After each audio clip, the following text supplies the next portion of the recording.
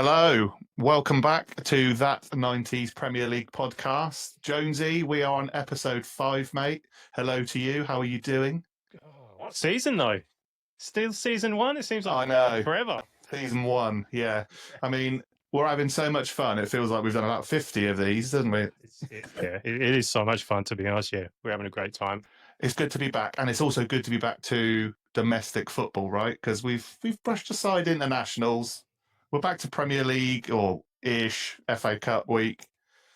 No one cares anymore about international. Let's go. Back to the beautiful binder then. The Premier League begins. So, Jonesy, what's this week's episode on, mate? Midfield Maestros. What a subject. Yeah. We've been wanting to do this one for a while, haven't we? Because we are going to do all, because we're going to do wingers, we want to do attackers, or forwards, goalkeepers. I think we're going to go through the whole lot, aren't we? Yeah, I mean, we're not going to do it in successive weeks, obviously, but I think we're going to add these in where we can. And we thought, what a great way to start than Midfield Maestros. I tell you what, though, the research, it's like you have to take a week off work to do the research. There's so much, as you said, you get so into it. There's so much to go through, isn't there? Yeah, you do, mate. And I think as well, like I said to you earlier on in the week, that once you start looking and you start uncovering other bits, it's almost like it's full on detective mode. And I'm kind of like, I didn't know that. I didn't know that. I didn't know that. And I've just been writing stuff down all week. But it's been great fun. I love doing this. You know I love my stats. Yep. Right. What should we start with, mate? We starting with the good old what I wore. I think so. Tell us what you're wearing. Got 2 classics on today, haven't we? Okay, I'm wearing, I think it's 93, 94, 95. Yeah. 95, 96. Nottingham Forest. Labatt's. It's beautiful. Yeah. Yes. They didn't really change their home shirt too much, though, did they, from the next one that was like the 96 season? Not too much, no. It's a little bit different, but yeah. It's a little bit of like a fade at the bottom, wasn't it? At the fade, yeah, that's right. Yeah. But it's a great shirt. Comfy as well. The Turkish barbers for a haircut, like the next season's had a fade. Yeah. I got to say, though, this one smells like someone's died in it, to be honest. But that's a common theme. But it's okay. It is. Yeah. We need to replace. We did say we were going to replace Stat of the Week with Jonesy's smelly shirts. Oh.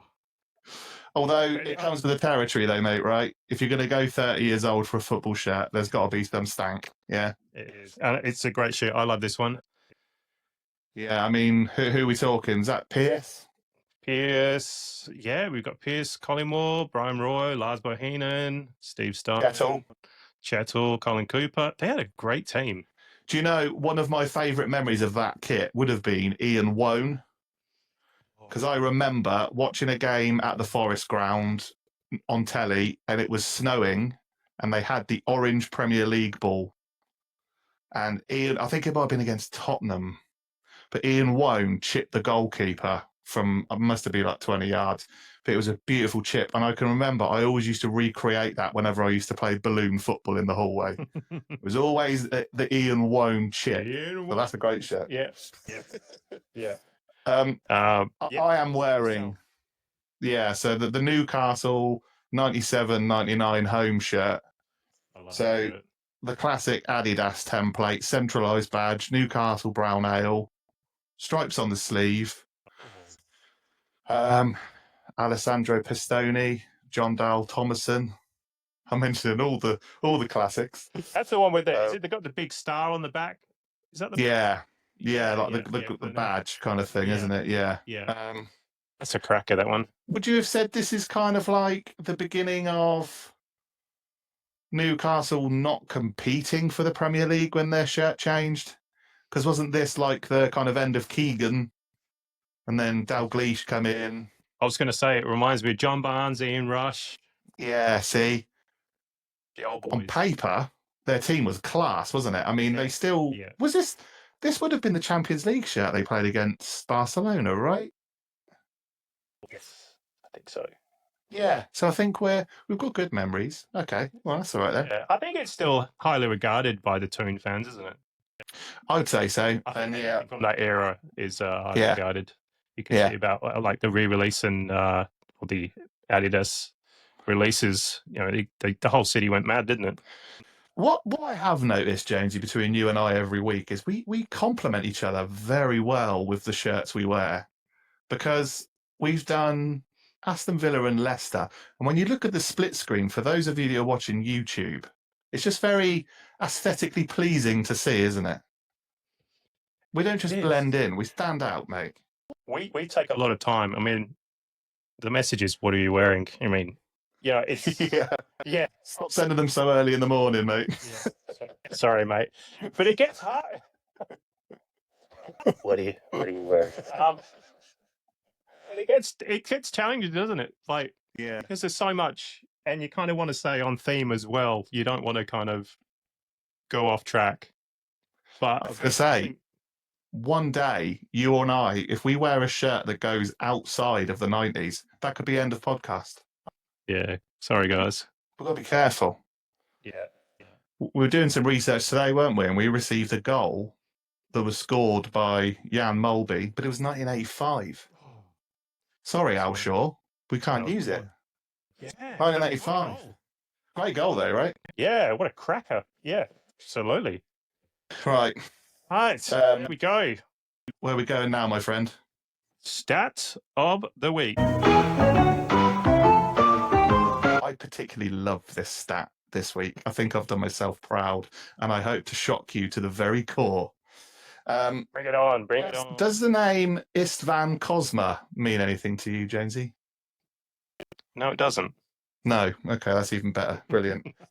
He was the first Hungarian player to play in the Premier League. He represented Liverpool, of all teams. Okay. And on September 26th, 1992, he made a substitution appearance against Wimbledon, playing only 7 minutes. Right? So, in terms of how he found his way to Anfield, Graham Souness brought him in for the start of the Premier League, because when Graham Souness was managing Glasgow Rangers, they played against Dunfermline. And who would be playing for Dunfermline? Istvan Kozma. So he was impressed with his performance, and as a midfield maestro, which is today's subject, he brought him to Liverpool. Now, poor old Kozma only played 6 times for the Reds, which resulted in him having his work permit declined, and he was subsequently sent back to Hungary. Sorry, Hungary.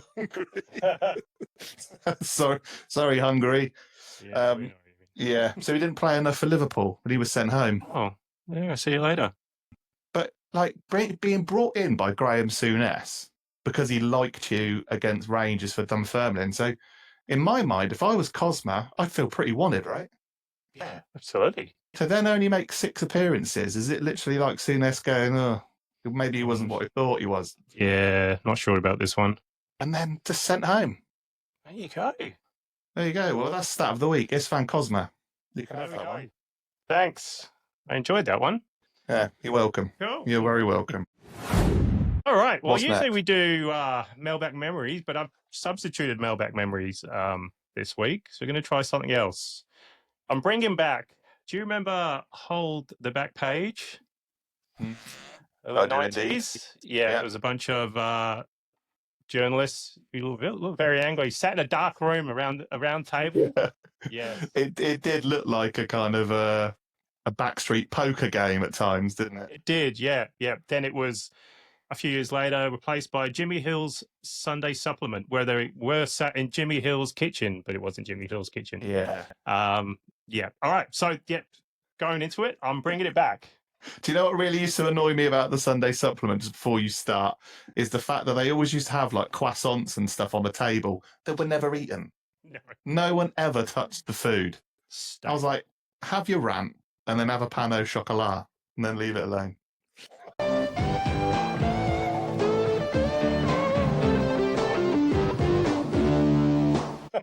That was some heavy riffing going on there, crikey. Yeah. Okay, go. Inspired by Sky Sports. Okay, so we're going to go, as we're recording, it's April the 1st, 1996. So we're going to go to the back page. So it's FA Cup semi-final weekend. So it was Chelsea 1, Manchester United 2, Aston Villa 0, Liverpool 3. Headline is David and Goliath. Okay. So we're going to look at page. Yeah, look at that. So on the back page, we've got David Beckham and Robbie Fowler. So we're going to read the headline. So Craig Burley was close to tears as a nightmare boob cost Chelsea a dream trip to Wembley. Remember this? Burley cocked up in the 59th minute. We've got cock and boobs there when his attempted back pass fell into the What paper is this? Sunday Sport. No, I was going to say, is not like the Financial Times. no. So with his attempted back pass fell into the path of Manchester United kid David Beckham, who scored the winning goal. So he went for like a Paolo Di Canio against Wimbledon attempt pass. Yeah. I mean, that looked like it was played at the Aston Villa beach. Do you see the condition of that pitch? When I was watching the clips like that, I was like, God. That is such an end of season thing, though, isn't it? Where like the groundsmen are like, well, whatever. We'll plant the seeds next week. And then, we had Villa against Liverpool, which was played at Old Trafford, I think. How good was it when the finals were played at neutral? Yeah. I was just about to say that, mate. You can't beat that, can you? Yeah. And Fowler's goal against Villa, it was class as well. And he scored one earlier in that month, the one where he kind of took it past Staunton. I love that one. Okay, so we'll go on to the next one. All right, Simply the Vest. I know this man. 3, Southampton 0.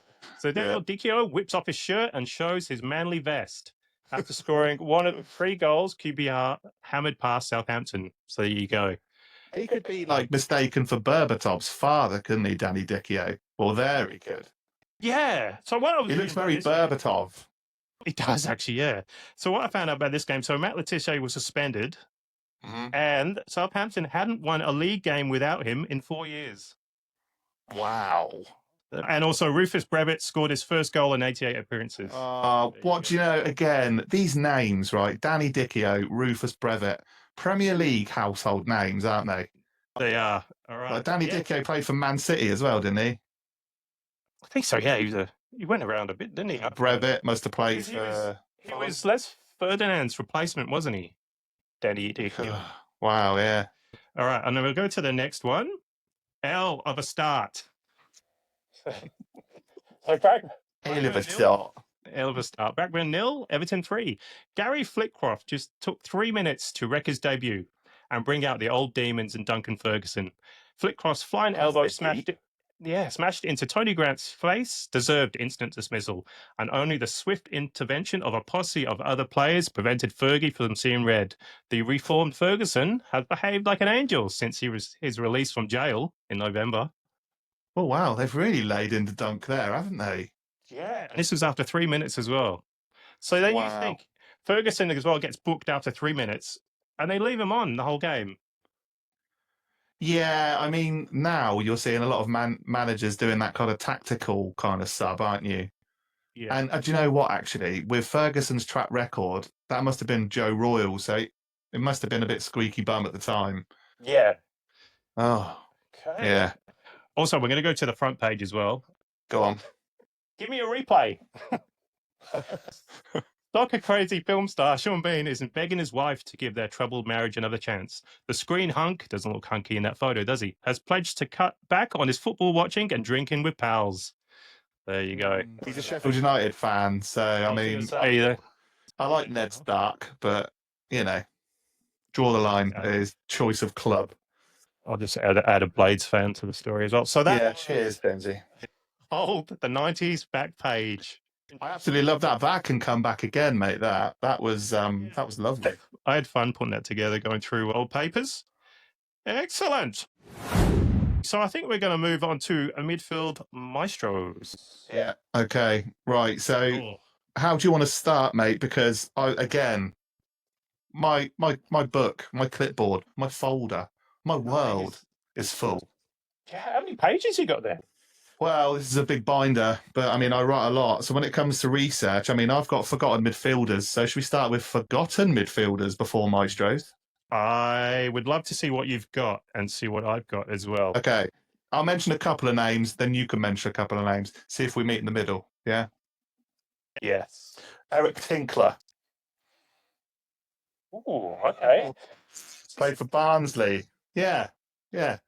I Okay. don't know how obviously accurate this is, but I've used the kind of Ace Ventura analogy of the Ray Finkel thing that we mentioned last time, of these kind of players that go unnoticed in the midfield. There are a couple of them that you fans are probably going, yeah, I knew about him. I knew this one. I knew that. It's all good. We're in a safe space. Yes. Eric Tinkler played for Barnsley, South African international, and is now a coach at the Orlando Pirates. Oh, okay. Go on, Ray. Yeah. We then have Trond Solvedt. Do you remember him? No. Played for Coventry and Southampton. He was a Norwegian. Played in centre mid. He played for Sheffield Wednesday actually in the sort of early 2000s. When we got relegated from the Premier League, he was the experience that we called upon. For those of you that are listening on the podcast, I did the rabbit ears for experience because was he experienced? Need a bit of experience in here, lads. Yep. Tamiri Ketsbayer, hence why I'm wearing this shirt today. What was he famous for, Jonesy? Putting the shit out of display boards. Yeah. Put so professionally, booting the shit out of boards. Yeah, it was his meltdown. Do you know what's really annoying? I'm always reminded of his free kick for Wolves against Sheffield Wednesday, though. That's right. He was at Wolves as well. Remember that? Yeah, you mentioned. I remember that. Yeah, he gets shown. Yeah, the absolute rocket. Yeah. But he was quite a temperamental character, though, wasn't he? He was because he's from Georgia, so obviously the first Georgian I can recall in the Premier League would have been King Clancy, right? So Yes. Tamiri Ketsbayer coming in is a bit of a firework because he had a temper on him. I've named 3 so far. I've got another 3, Jonesy. What about you? Have you got some forgotten gems? Don't have the gems though, mate. I've gone. That's what they've forgotten. I've gone Robbie Slater. That sounds like a soup company. Robbie Slater? Yeah, who's Robbie Slater? West Ham. Oh, mate, he's Australian. Oh. I've offended you of the highest order there, Jonesy. I'm sorry. That's okay. I did have something. Oh, here we go. Mate, how can you not know Robbie Slater? Look, he's on the cover of a 4-4-2 touchline management game. Oh, Robbie, yeah. No clue. Okay, he does commentary now in Australia. I've got his autobiography as well. It's only like 3 pages. No, I should say that. Do you know what? If I see him probably in action, if someone like showed a picture, I'd be like, who's that? But you know, some players that are literally, when you see them playing, you then go, oh, Robbie Slater. Yeah. Do you know what I mean? Jason Dazelle? Oh, Jason Dazelle, Ipswich and Tottenham. Yeah. He's got a son in football now, hasn't he? I think so, yeah. Yeah. I remember Jace. Yeah, also we got just like your Glenn Helders and your Stefan Swartz. Stefan Swartz can't go into space. Spaceman. Yeah, like the David Bowie of midfielders. Ground control to Major Swartz. Yes. Who else have you got? Oyvind Leonardson. Got him down here. You've got him, right? I was going to talk about him, yeah. No, you talk about him, mate, because you're a Liverpool fan, so I'll let you talk about Oyvind Leonardson, because who I'll talk about is next. Who have you got? Come on. I was excited when he joined, but I don't know. He just didn't do it for me at Liverpool. He scored a few goals, but yeah, just one of those meh. So he played for Wimbledon and Spurs, didn't he, as well? Yeah. I remember him more fondly at Wimbledon. I don't know why. Scoring, he had that in that yellow Liverpool shirt against someone. But do you know about the Norway expression, the Leo run? No, what's this? So basically, there is I'm going to reverse what I just said. There's an expression in Norway called the Leo run, and it's basically taken from Leonardson's basically capacity for running and smart moves, because he's a bit of a cult hero in Norway, especially through the national team. And obviously he was known for his high energy, pace and smart moves. but there is now a footballing move in Norway called the Leo Run. If any of our Norwegian listeners, if we have any, can confirm that, please let me know. There you go. Yeah, pretty cool, right? I've got Stuart Castledane. Yeah, Wimbledon. From Wimbledon. He played from 1991 to 2000 at Wimbledon, but only played 28 games. Whoa, hang on a minute. What? How many years? From 1991 to 2000, he played 28 games and 4 goals. And scored 4 goals. God. Who else did he play for? I think went to Wickham or someone after that, but yeah. No loans in between? I think so. I think a loan after that. Oh Yeah, my look. God. That's a long career sat at a club for 28 games. Let me just see who he went to. I think it was. Let's have a look. Because I think he went. I think I've He heard went him on a podcast. Oh, so in 1995-96, he went to Wickham for 7 games. Then he went back and signed for them in 2000. But that was it. Presenter. TV presenter, yeah. He's worked on BBC and presented Big Strong Boys and Houses Behaving Badly. Oh, God.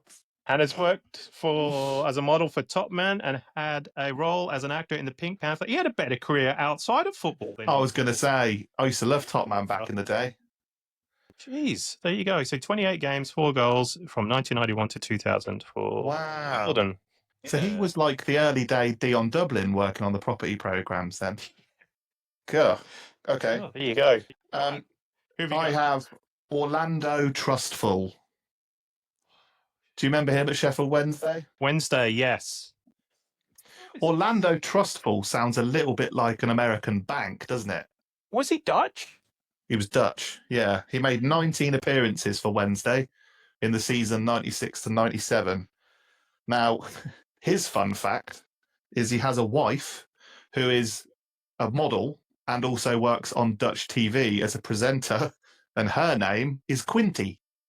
So there's Orlando and Quinty Trustful. Oh. I remember he wore the 96, 97 Sheffield Wednesday kind of like flying squirrel shirt, you know, with like the block. Would you get his name on the back of a shirt? Well, anyone that puts on a Wednesday shirt, you know, I mean, there are some flops, but I do remember seeing Trustful on a few team sheets. I don't really remember him playing, but I remember seeing Trustful on a few team sheets and thinking, that's not a name I can remember. Again, a Ray Finkel going back. Yes. Who you got? Wow. No, who's next? Well, who have I got? So I've got Johnny Jensen, but everyone remembers him. That was raised in a few of the feedback. So John Jensen's goal against QPR, I think it was his first goal for the club because it took him ages, didn't it? Got Vegard Hegem. Hegem. Yeah, from 1998 to 2003, yeah. Oh, yeah, I remember Hegem. He played 54 times, 3 goals. Okay. Yeah. We also got Mark Kennedy. Remember him? Mark Kennedy. He's played for Millwall, knocked Arsenal out of the FA Cup.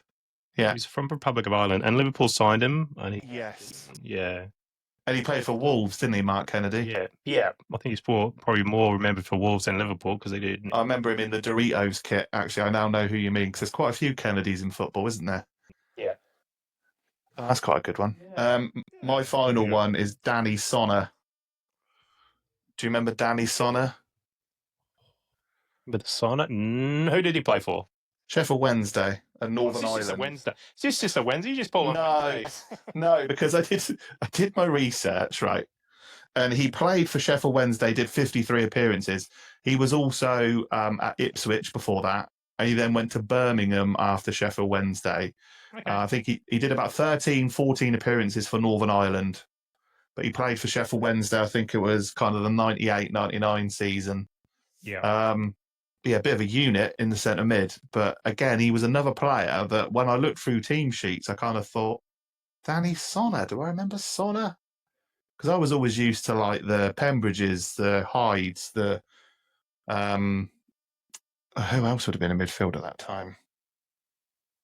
Crikey, Sheffield Wednesday.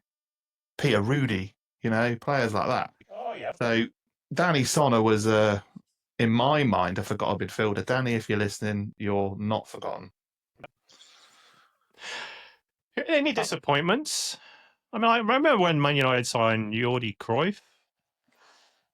Yeah. I think he had his dad's kind of reputation, though, didn't he? That's the problem. Yeah, Held him he in was, too high a regard. Yeah, I think you're right. When I player that he was played for Liverpool a long time. I know he scored in the cup final. He scored for Arsenal against Liverpool. Michael Thomas. Yeah. Do it for me. He was on the team sheet, and you just thought, oh, okay. So Michael Thomas scored the winner for Arsenal, didn't he, in '89 to win the league? Yeah. And then he went to Liverpool after that. Yeah, I think he scored in the cup final against Sunderland. Oh, of course he did. Cool. That's a bit of a big move. But he was around for a while. But he was one of those ones you just like, all right. Yeah. Sorry, Michael, if you're listening. No, I was going to say Arsenal fans could probably tell us wrong, but do you know what? I didn't actually lay into many of these kind of forgotten midfielders because, let's be honest, the engine room is a tough job, especially in the Premier League, right? Yeah. I mean, I know that the Premier League has picked up in pace, power, strength since, but still, running in the middle of the park, you've got to have one hell of an engine on you and at times a bit more aggression than other players, right? Oh, I tried to do it for Sunday League. I was terrible. Tell you what, it's a tough gig. It is. Exactly. You have got to be everywhere. So put me right back. Shall we talk about the guys that did it right, mate? I think so. How many have you got? Well, I'll just write a few down on my list. Yeah. One of them, which I said to you before we started recording, was Gary McAllister. Yes. Now, I think he's gone under the radar massively as a player. I used to enjoy watching him because he was an A to B midfielder, wasn't he? He was. He never did the tricks. He was good at tackling. His pass range was sublime, and he could score a good goal, right? He could, yeah. Do you think he gets kind of obviously that Euro '96 Seaman saving the penalty? Yeah, and that kind of overshadows. Yeah, because people remember him for that, but he was a cracking player. It was like, yeah, I mean, he did well in many clubs that he went to. I mean, obviously, if we disregard the '90s for a second here, he obviously won with Liverpool the European Cup, FA Cup. Did he win the League Cup as well? Oh, the treble, yeah. Well, he won the UEFA Cup, FA Cup, League Cup. Yeah, he did, yeah. So he was in that side in the 2000, 2001, and I think he scored against Alaves, didn't he? Funnily enough, Jonesy, Jordi Cruyff was in that team. Oh, what a circle we've done here. Oh, there you go. So, yeah, Rich Footy Shirts messaged us and basically said Gary McAllister. Now, he's a Leeds fan, so predominantly my association to Gary McAllister is probably Leeds, because obviously he won the league with them before it went to the Premier League, didn't he? His shirt. Oh, there you go. So Jonesy is holding up the 92-94 Thistle Hotels shirt, which is the Asics beautiful number with the yellow and blue ribbon right across the middle. That's what I think of Gary Mack, that shirt. Yeah. I mean, that's Strachan, McAllister, Speed. What a midfield they had. Wow. They had a good team. So it was quite odd because we mentioned this on our 92-93 pod, didn't we? That Leeds kind of fell by the wayside the first Premier League season, didn't they? They did. Yeah. They just were defending, first division defending champions, but they didn't win away all seasons or something, wasn't it? They had a stat like that. They just didn't. Is that right? So I'll have to go back, but wow. I know they had a terrible away record. Well, I mean, so a little bit on Gary McAllister here. I surprised you at the beginning. It surprised me. His career was from 1981 to 2004, starting his career at Motherwell and then making over 200 appearances for Leicester from 1985 to 1990, which I had no clue about. No, that is a hell of a stint at Leicester. Yeah. And no one really talks about that. He then goes to Leeds, obviously where he captains the club, wins the first division, probably most prominent in his career, Ellen Road. Then the Coventry era. So that would be the kind of Noel Whelan, Dion Dublin, Huckabee, Strachan again. Did he link up with Strachan at Coventry? Strachan was player manager, wasn't he? Was he player manager? Yeah. And then obviously going to Liverpool from that, which was quite a bold move at that time because he wasn't a spring chicken when he went to Liverpool. Surprise, yeah. So that was quite a big move. Would that have been Houllier? Gerald Houllier, yeah. So, I mean, we're talking experience because his playing career went until 2004, which he finished at Coventry. But for a midfield, and as I said to you about the engine keeping going, that's an incredible career to think that he was that holding midfielder that was doing the passing, the zings across the park. Incredible, right? Great career. I can remember his goal against Everton in the Merseyside derby, the free kick. I was going to mention that one, yeah. Yeah, that was good, wasn't it? It was. Oh, it's yeah, definitely underrated. Doesn't get talked about with the Premier League legends, I don't think. He has today. There we go. There you go, Gary. That's for you, Gary. You're welcome. Right. Have you got anybody on your list, Jonesy? Someone who probably doesn't get mentioned as much. Rob Lee. Oh, You got yeah. him down? No, I haven't. But I'll show up in a minute, mate. But I watched an old match of the day on YouTube the other day, 93-94 season. Yeah. And it was the season that Newcastle got promoted and took the league by storm. And basically, Rob Lee was a young, energetic midfielder that they'd signed from Charlton, I think. Yes, he was. But he was scoring and he looked incredible. So from 92 to 2002, 303 appearances, only 21 England caps.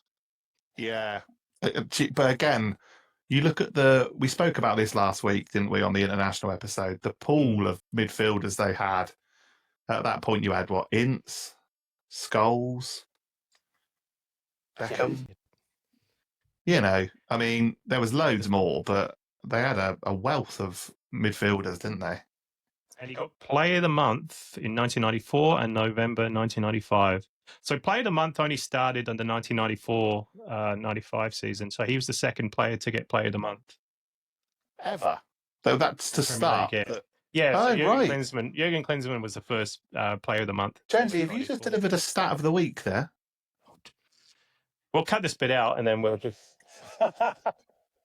Stat of the week. It's been overtaken. Yeah. Stat of the week. No, yeah, I was just looking back and I was just like, okay. It's been a bit of research for Rob Lee. Yeah. I like Rob Lee. Yeah. Yeah, him and David Batty. His son's doing really well for Wrexham as well. He's another machine for Wrexham, isn't he? He's been playing all the way through their promotions. He's gone through, yeah, absolutely. So, yeah, I rated Rob Lee. Great shout, mate. Yeah. I mean, I've got some other good midfielders listed, so if you have any of these, just tell me to stop. But I've mentioned Gary Speed. Yes. An absolute legend in the footballing game. I mean, I never knew him, but you could tell he was a lovely person. Yeah. And from everyone that you've heard of in terms of careers, in terms of offering advice, support, mentoring, he sounded awesome. So he's another player that's sorely missed. Yeah. John Sheridan. So obviously I saw John Sheridan at a Sheffield Wednesday Legends event a couple of weeks ago. And just hearing him talk about his career and obviously his performances for Sheffield Wednesday, he was another Premier League great that was just kind of like so easy to watch, but he was such a sensible, no-nonsense midfielder. There was no like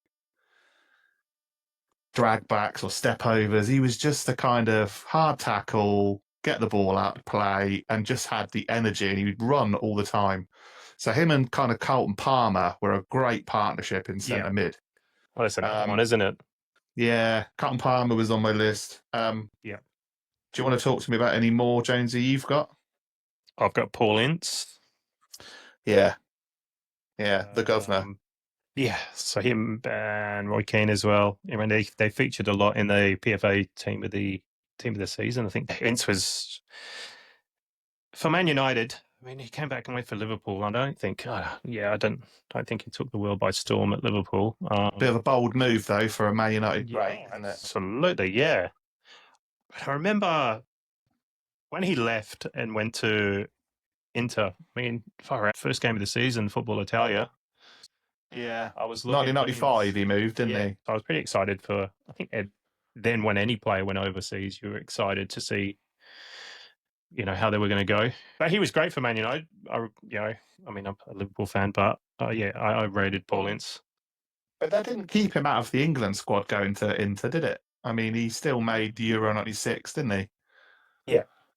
And then subsequently came back to Liverpool. Was it '97? Did you say? I think so. Yeah. Yeah, another great midfielder. I mean, that was one of those.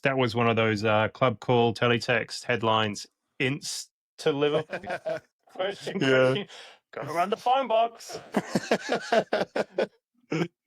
You actually do that for Paul Ince? No, but I read the headline, and you think back then, really? Yeah, they just want that money. Yeah, I mean that's like a Sol Campbell to Arsenal from Tottenham, isn't it? Really? Yeah, that's a big one. But I mean, obviously, I know he's done Inter Milan in between, but yeah, bold move. Yeah, very. You go. I've got Patrick Vieira. Oh, I was just looking at that one. Yeah, this is that late 90s where just the landscape started to change, wasn't it? Yeah, I mean, I think, yeah, you're absolutely right. I think football started to change, didn't it? I mean, he arrived at Arsenal, 96, 97 season under Wenger, so come from AC Milan. Bit of a nobody, and obviously no one having a clue how he played, but he was one of those players that you could just tell grew under good management. Yeah. He was obviously not a famous footballer from what I know. I mean, anyone can correct me if I'm wrong, but obviously from when the seasons progressed, the second season, 97, 98, winning the double and then winning the World Cup, like his career just became massive. And then he probably became one of the biggest midfielders in the world in the early 2000s. In terms of his strength, composure on the ball, obviously his off-the-ball antics with Roy Keane. I mean, that was kind of like peak Premier League for me at that kind of moment. The Arsenal Man United head-to-heads. Yeah, and he was a real captain for me. If you think about overtaking kind of Tony Adams and then going to Patrick Vieira, I mean, that is a massive swap to replace Tony Adams. But I think Vieira did it perfectly, in my opinion. So I've got Emmanuel Petit as well. Yeah, great shout. But, I mean, he left and went to Barca, didn't he? Mm-hmm. And it didn't really take off. Then he came back and went to Chelsea. Yeah. So is he considered an Arsenal legend? No. I would probably say, yeah. I mean, he was, 97 to 2000, wasn't it? Or 99, 2000? Yeah. And I mean, him and Vieira in midfield were a great partnership. I mean, if you talk about midfield maestros, it's not necessarily just that one player, because I don't think like Vieira would have been that successful in the 97, 98 season without Petit. I mean, no disrespect to Gilles Gramondi, but I mean, they're chalk and cheese.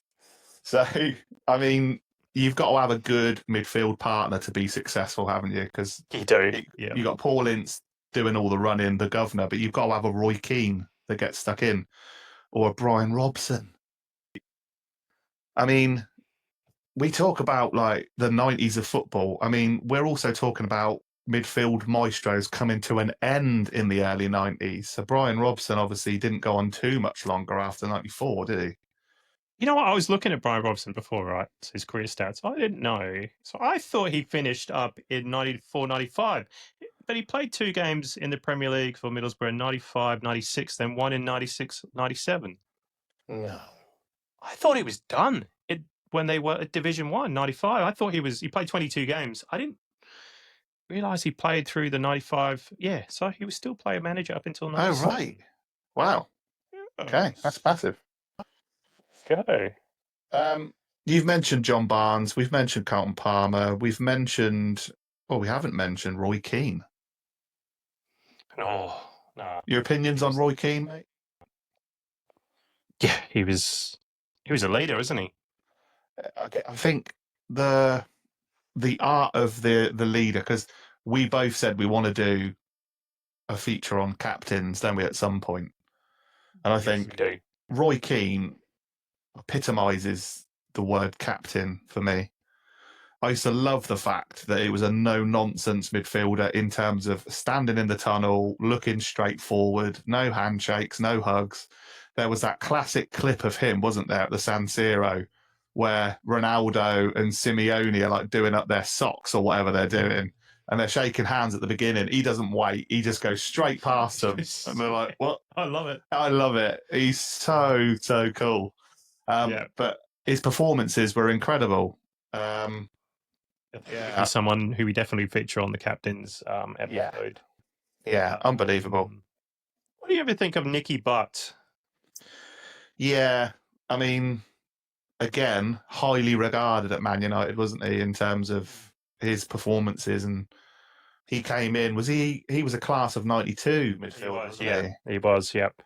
So he would have partnered Scholes and Keane at the time. So yeah, I mean, I've got a lot of time for him. When I watched him as a kid, I didn't like him because I thought he was aggressive. I thought he was, like always getting into trouble. He was one of those United players that annoyed me because he was always looking for trouble and he had that little sort of screwed up look on his face all the time. Yeah. So, but now I look back, now I'm mature, I'm an adult, I'm running a 90s podcast with you, Jamesy. I've got to look at Nicky Butt and go, do you know what? That kid's all right. Yeah. He's a good lad. He's a good player. You're a good lad, Nicky. Have we got Ruud Gullit? I mean, he was coming to the end of his career, wasn't he? Yeah. But still, in that feature we did on Backpage, right? So it was Man United versus Chelsea. The focus point of that game was Cantona versus Gullit, all right? And Okay. he even had little stats on there, head-to-head stats in the game. Yeah. I mean, it was, Cantona warmed up 30 seconds longer than Gullit. Kind of that stat. Oh, wow. Like it was fully like they're against each other. And but yeah, as I said, he was coming to the end, but he still, I mean, he did well in that game. I mean, he scored. He nearly scored twice, actually. But yeah, I think for his, coming to the end of his career, I think he did well. I think he didn't have a great reputation though, becoming player manager and then manager, did he? I think he tarnished his Premier League playing career. I know because he ruffled a few feathers, didn't he? He was an exciting signing though. When absolutely. he got signed, yeah, huge. Shit. Yeah. I mean, you see him on Football Italia and stuff like that, the dreadlock. Yeah. And you see he's in a Chelsea shirt and you're like, yeah, massive signing. So would that have been around the Chelsea era of like Vialli and Zola? I think Mark Hughes got signed with Gullit. So 95, 96 season. Because obviously we've had a few... Still manager, yeah. Right, okay. So we've had a few lads mentioned. So Harry and Mitch have mentioned to us about the Chelsea midfield of that kind of era. So what are we talking? We're talking Dennis Wise, Poyet, Gullit, Di Matteo, Deschamps. I've got another story about Dennis Wise, about that newspaper. I'll tell you, it's gold. Yeah, go for it. So Roy Keane in that game, Chelsea against Man United in the semi-final, he slapped Dennis Wise across the face, right? Dennis Wise said in an interview, "That's out of control. That was out of order." Alex Ferguson said, "Dennis Wise could start an argument in an empty room." That's such a polite response as well. Of that kind of like, that was not what was it? That was out of order or something that he says to Roy Keane. Dennis Wise said in an interview that was out of order, and Dennis Wise could start an argument with him. He was a little scrappy dude though, wasn't he? Like Dennis Wise. Like he got in the thick of it though, right? Yeah, as I said, he was a tough one. He just got in there. I was never a Dennis Wise fan. I don't know. He annoyed me. I was never a fan of Dennis Wise. Again, but that's it, mate. I think it's almost like sort of that pantomime villain, isn't it? Those midfielders that cause all the problems, that tackle your favourite player from your team, Oh, I hate him, Dennis He was Wise. a little Nicky wind-up Butt. merchant, wasn't he? Little wind-up merchant. It's like the Robbie Savage of like the 2000s. It's that kind of character. But when you look back at Premier League, like and the folklore of all that stuff, that's what made the Premier League what it is to me. Yeah. Because you don't have those characters now. You don't have those troublemakers, those ones that get into tackles, those ones that square up to someone 10 feet taller than them, or do you know, it's that sort of character that we miss. And I think they kind of moulded the Premier League to what it was. Yeah, in my I think opinion. you're right. You mentioned Georgie Kinkladze? Kinkladze. Yeah, I mean, are we classing him? Man. What's this? What are you holding up there? It's a Georgie Kinkladze book. It's an autobiography, The Perfect 10. Never read it. The Derby shirt there, look. City shirt. Oh yeah, Derby. Yeah. I forgot he went there. So he was a cracking little player. Attacking midfield, really, wasn't he? Yeah. Yeah. That's I said, he kind of took the Premier League by storm as well, didn't he? But again, I think fond memories of Georgie Kinkladze are that kind of dry, muddy, caked pitch at Main Road, and him just like the players. just dancing through, and just like no one touching him. He didn't really score the classic goals, i.e., like the long distance ones, but he was one of those ones who just literally ran at players all the time, wasn't he? Yeah, I was more of a Juninho man. I don't know if we mentioned him. No, but deserves to be mentioned, mate. I mean, that Middlesbrough season, they got Juninho and Emerson. Wow. I was reading about Emerson. Did you know he got signed without Brian Robson knowing? Wouldn't surprise me. He just got signed. Yeah, Brian Robson was it's alleged the deal was done without manager Brian Robson's knowledge. Oh. Brian Nobson. Brian Robson. Oh, he's a legend. But he only found out after it was mentioned by the chief scout. Wow. And he signed Emerson's cousin as well. He only played one game in 14 months. Oh dear. Was that part of the deal? Fabinho. I think so. Oh, right. I heard of him. There you go. Remember Emerson's goal against... Yeah, I was going to say, he's a real Corinthians player in my mind. Yes. Do you know what I mean? Like, he was destined to become a big head. And I can remember his goal against Chesterfield in the FA Cup replay. And he used to do that kind of like flamboyant celebration and stuff. Like, he was I think, would that be kind of when Brazilian flair came to the Premier League with Juninho and Emerson? Because can you recall many Brazilians in the Prem before? Can't really, didn't they? No. Then he's saying, is it Branco as well? Branco. Yeah, Ravanelli that year. And then...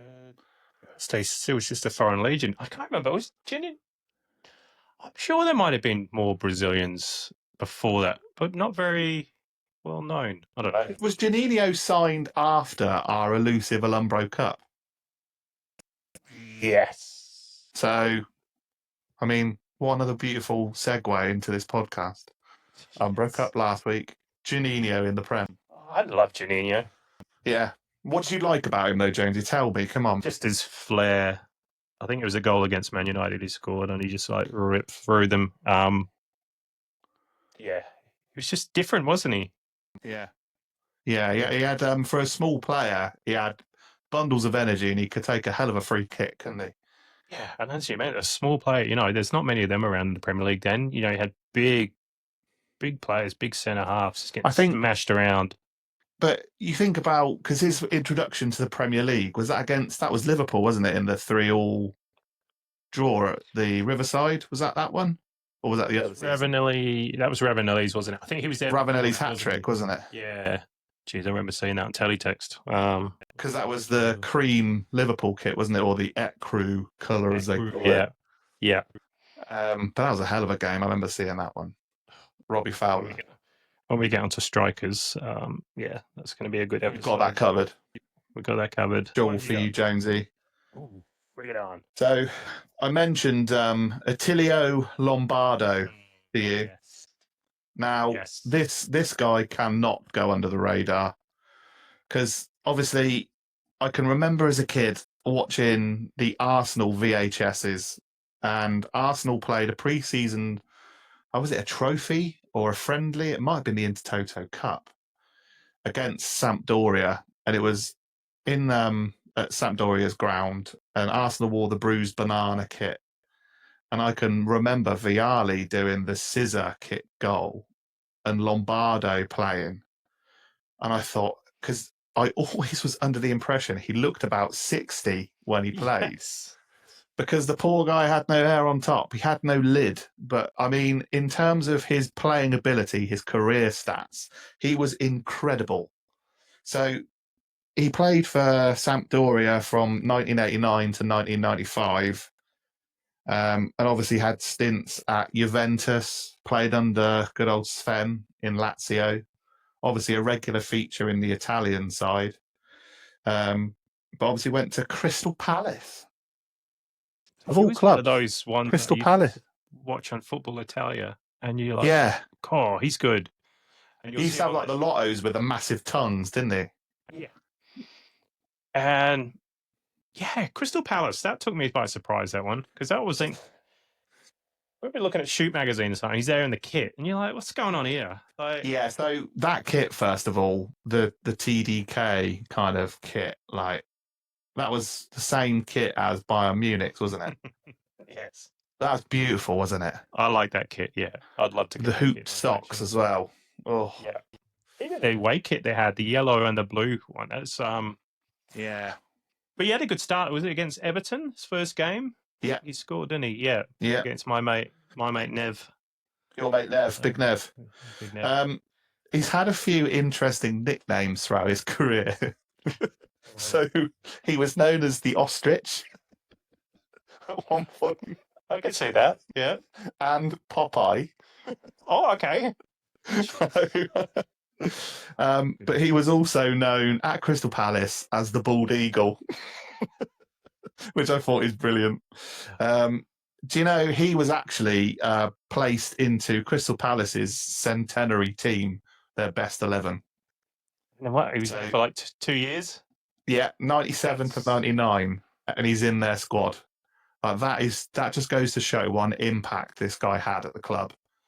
Because bearing in mind, there was the Premier League season before Palace were officially relegated. I can't recall actually when specifically, but Steve Coppell goes up to the director's position, and it leaves Crystal Palace managerless. So the Bald Eagle steps up. But the Bald Eagle knows no English, or very little. Yeah. So his translator was Thomas Brolin. So obviously, I think they played together in Serie A. I'm not sure if they played together, because obviously Brolin was Parma, wasn't he? And he was on my list of, forgot to mention him, of disappointments.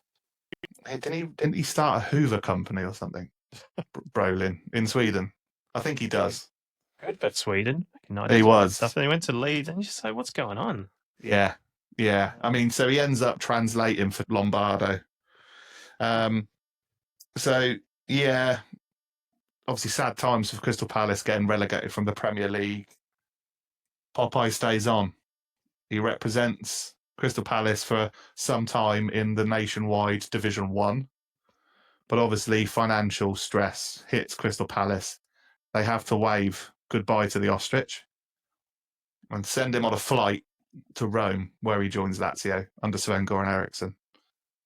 But for a player that's played 2 years, for the clubs he's played for, to go and represent Crystal Palace in the Premier League and have that much of an impact, I think that is definitely worth a shout out. I'd love to know how that came about. Like, yeah. Well, we've said that about like Klinsmann, haven't we? Going to Tottenham, like I know, obviously, we said about Alan Sugar on his boat and stuff, but yeah. I think that just goes to show about the power of the chairman or the kind of the manager in the 90s, because they had a bit more of a say, didn't they, in terms of transfers? So did they approach Lombardo? How'd they get him? Like, incredible. But yeah. Do you want to talk about Brolin for a bit?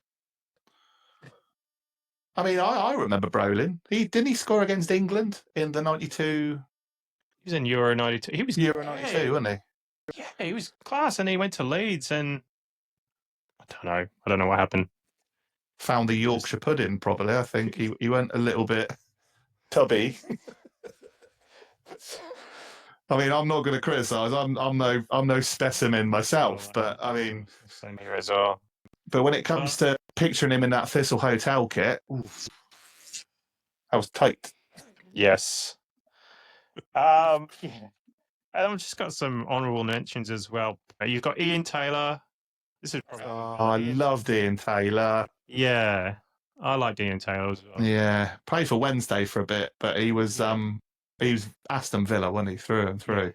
Yep. Who else have we got? Same with Villa as well. Mark Draper. Yeah, Mark Draper. Andy Townsend. So Villa midfield. Andy Townsend. I mean, how can we forget Andy Townsend? Who else did he play for? Chelsea? Middlesbrough? Who else you got? Tim Sherwood? Oh, see, Tim Sherwood, great player, just as a manager, he just, I don't know, he just seems to know, he seems to think he's like one of these Pep Guardiolas. But as a player, he appears on the Premier League coverage over here on Optus Sports. Yeah, does he? Yeah. Tacticians. Yeah, knows it all. What else have we got? I've got Peter Beardsley. Oh, I mean, where the 90s he would have been what? Newcastle, really? Yeah, because he was Liverpool before. Liverpool, Everton, Newcastle. So Peter Beardsley, a lot of people have said that he's one of the best players that they've played with.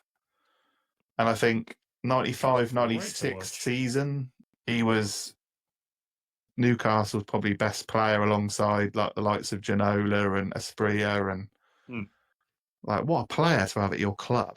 I mean, did he feature much for England? Because again, he was another one of those that was kind of thereabouts, wasn't he? But was he regular for England? Not really sure. But again, another player that we need to hold up in high regard. I think in terms of midfielders, mate, I think I've the well has run dry. Yes. Unless you want to talk about Orlando Trustful and Quinty. But would they appear in your Wednesday 11? No, fortunately not. No. I mean, who would you have in your midfield for Wednesday? Midfield? Oh, yeah, it has to be Sheridan and Palmer. Yeah, they the two. Yeah, they complemented each other so well. I mean, Palmer just ran. John Sheridan was the distributor, the tackler, the workhorse in the middle that just got stuck in. So they complemented each other well. And that's what I'm saying to you in terms of midfield. Is like you've got to have one that's the runner and one that's the one that gets stuck in, that sits back and just gets tackles in. For Liverpool, I mean, who could you say? See, 94-95 was so Redknapp and Barnes in the middle. Yeah. I think they complemented each other well. Would you say, though, before Gerrard, that Liverpool weren't really renowned for centre mids? Or would I be wrong? Yeah, you think you're right. I mean, we got Patrick Berger after Euro 96. I love Patrick Berger. Yeah, good. Because the story was Liverpool after Berger and Karol Poborski. Obviously, Poborski chose to go United. No great loss. And what, Berger went to Liverpool the same time? Yeah, we wanted to sign both of them, I think. I love these transfers that go on after like a smaller country does well at a trophy. Like Senegal, like after 2002, like the whole team just ended up in England, didn't it? Like Cisse, Kamara, like Diop. It's like I used to enjoy when Kevin Keegan was a commentator. I think Euro 96, and you get to see he's like clipboard. I think when he's commentator, I think Stoichkov or something scored, and he said, "We're going to sign him. I want him," or something like that. I'll take him, or something like that. Good luck. Yeah, said there's so many, but we were very blessed in the 90s, I think. Oh, absolutely. So where do we go next, Jonesy? I think we've covered off midfield quite nicely. What else do we need to cover off? I think we're done. Yes, I think so. Okay, Finish with the close show. let's finish with the close show. You got something to show? What have you got? I've got Carlton Palmer. So it's on my latest acquisition, which is the torso mannequin. So it's a little bit cumbersome to hold up to the screen. But for those that are listening, I've got mannequins. I've got mannequins. I've got the Carlton Palmer on the away shirt, which is the Sheffield Wednesday black away shirt, 93-95. For me, perfect player for that kit. Yeah. Who have you got, Jonesy? I guess we'll go back into rugby territory. I've just got to celebrate the Coca-Cola Cup win. I'll still call it Coca-Cola Cup win. I've got 2 Newcastle shirts. I've got the McQueen's Lager one and then a beautiful shirt. What's the difference between those? We got the Star. Yeah. You've got that's the only difference. Is that it? That's it. Yeah. Yeah. So see, I mean, the Star is iconic on that kit, and I've got that one. It's the 90. Is it 93 to 95 Asics? Yeah. Newcastle home shirt. And in the Newcastle collection, just got the keeper shirt as well. Oh, steady on, Jonesy. No, hold that one back up. That's Shaka Hislop, isn't it? I was going to keep this for the Goalkeepers Union episode. Oh, but just let me have a look for a few moments. Okay, take it away. I'm done. I had this one as the Liverpool one, the Liverpool version of Beautiful. What a shirt. We're the primary school. Yeah, as I said, that I don't think I've got any more shirts coming. I think that's it for my shirts at the moment. And I'm only doing midfielders. So yeah. So I think that's a good shout. I've gone with the Robert Lee. Newcastle, you've gone with the Carlton Palmer. I've got one more then. Oh. So I'm holding up the Sheffield Wednesday 93 to 96. I think it was used for a few seasons, just there and thereabouts. The yellow and purple away shirt for the listeners. And on the back, Dan Petrescu. Dan the man. Dan the man. So shout out to calling Mr. Meadows for this, because he's just recently printed this for me. So Tom is a Sheffield Wednesday fan. Yeah, hot off the press. Name set. That is, do you reckon it's beautiful, isn't stuff it? like that back? Yeah, I mean, name sets. We did talk to Chris on the Wonderful World of Football shirts in the week, and it just kind of got the juices flowing, talking about kind of the name sets and the flock and how thick they were in terms of like the boards and stuff on the shirt. And Petrescu was another success from USA 94 with Romania, and obviously coming to Sheffield Wednesday and then going on to Chelsea, etc. But great player. And yeah, that sort of name set. We want to do an episode on name sets, don't we? Got a few, yeah. I'd love to talk. We've got loads. Lots of episodes, haven't we? We've got a huge list of stuff to go through. We have. And don't be afraid to send us any stuff for our mailbag still. Just because we're doing on the back page doesn't mean we're forgetting about the mailbag. We're just trying out lots of sections. Next week, the mailbag will be back. So if you want to contact us, there we go. Follow us. So follow us on Instagram, that 90s Premier League podcast. Obviously, our podcast now, Jonesy, is on heaps of platforms, isn't it? It's on everything. I've tried to get us out everywhere we can. So Spotify, Amazon. On YouTube, we're on iHeart, we're on Amazon, Apple. Yep, everywhere. So, guys, obviously, we show off shirts. We have Jonesy's great graphics. We have newspaper clippings. We have goals. So if you do want to watch us on YouTube, please do, because you won't be disappointed, because there is a lot of effort that Jonesy puts in. We are on video as well on Spotify. So if you're on Spotify, there you go. We are on, you can see us on there as well. And if anyone wants to follow you and your collection, Jonesy. I'm at football.jonesy. Keep it simple. And I'm at Woody W1988. Yes. So, Jonesy, I think this is a cracking episode, mate. Well done again. I think so. Yep. Had fun with this. On to the next one. Yes. Who knows what the next one is? We'll keep you in suspense. Right, guys. Well, thank you ever so much for listening. Really appreciate it. And thanks ever so much for your support. And we look forward to talking to you next week. Thanks, guys. Bye.